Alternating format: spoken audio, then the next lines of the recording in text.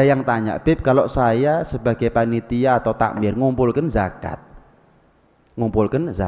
dicampur, Bib, dicampur. Iya. Alasannya demi kesamarataan, karena orang nyalurkan zakat tuh, Bib, ada yang berasnya bagus, ada beras biasa. Ya nggak boleh beras jelek ya, hati-hati. Kadang-kadang makanan kucingnya orang zaman sekarang lebih larang timbang beras yang dikekno dulure dhewe. Kucing panganan sing paling apik impor.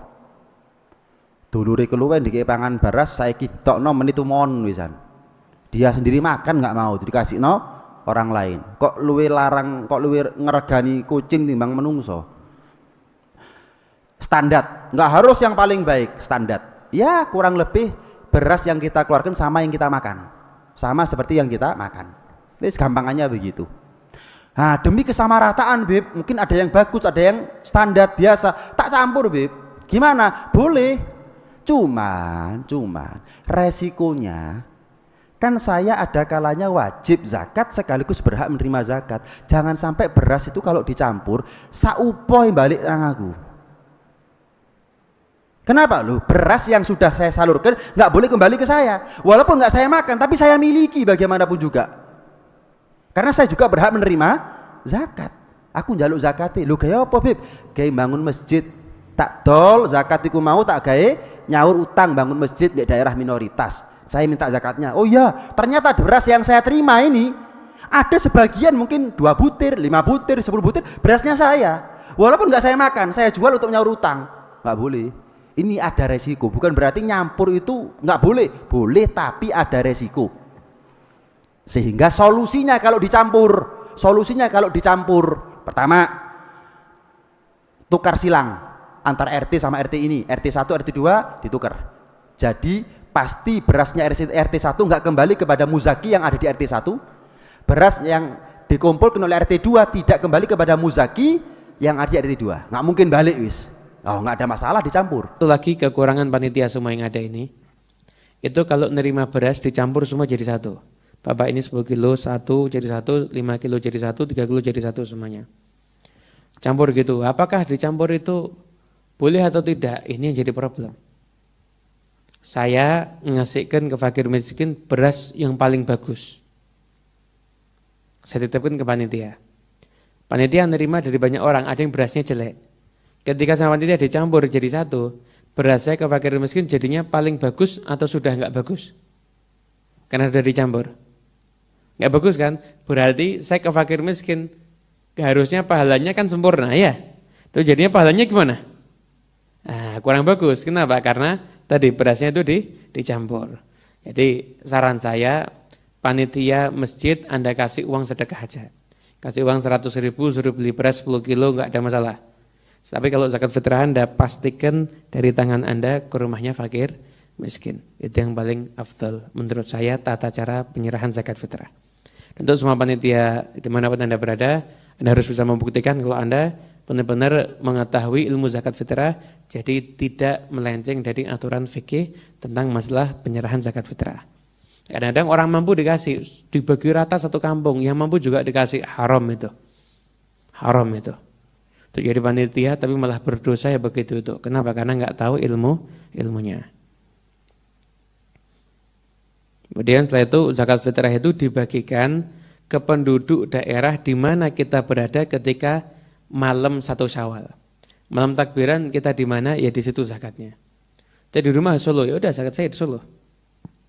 Saya mudik ya, zakat kamu di tempat kamu mau mudik begitu.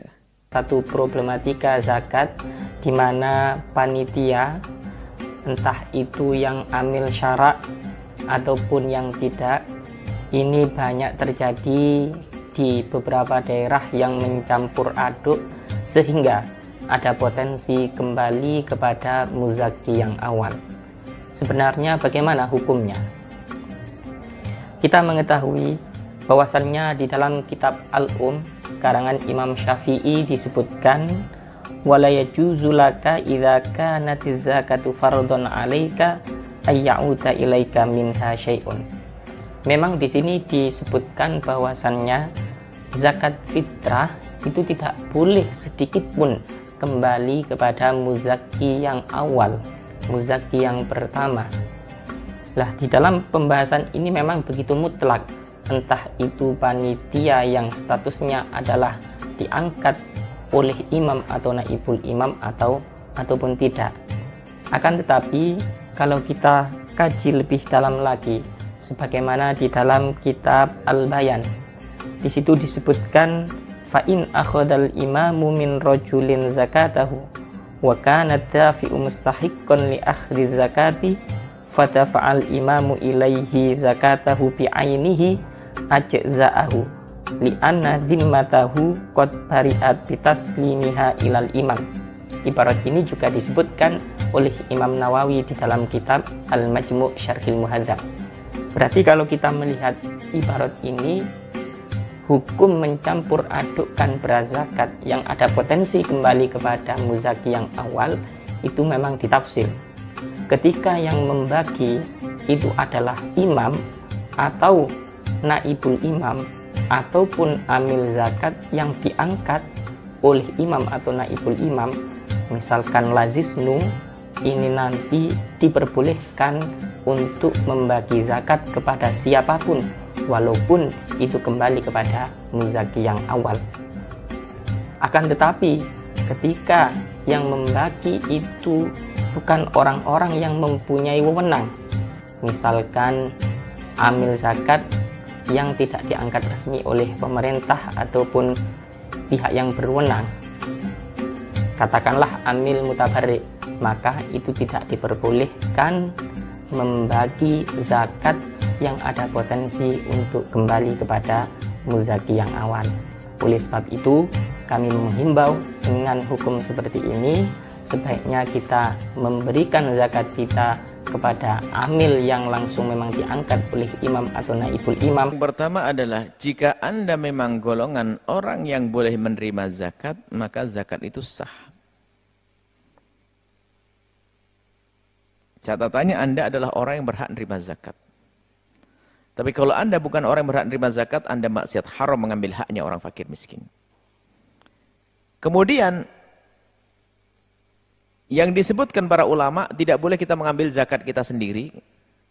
Itu kalau memang jelas-jelasan, misalnya apa, bungkusan berasnya masih ada, Anda tulisi namanya siapa. Namanya dengan nama Anda tulisi plastiknya. Tak taunya apa? Sudah dibagi-bagi, plastiknya nyampe ke Anda lagi. Ya itu baru nggak boleh nerima, karena itu zakat Anda sendiri.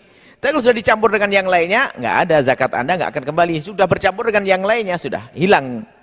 Kekhususan itu dari Anda sudah nggak ada lagi dan itu sah. Mungkin itu kan yang ditanyakan tadi, adalah kan pasti ada barangnya karena zakat kepada di sini nggak sah.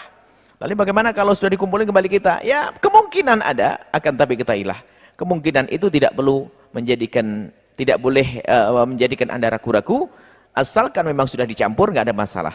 Dengan catatan Anda memang orang yang berhak menerima zakat.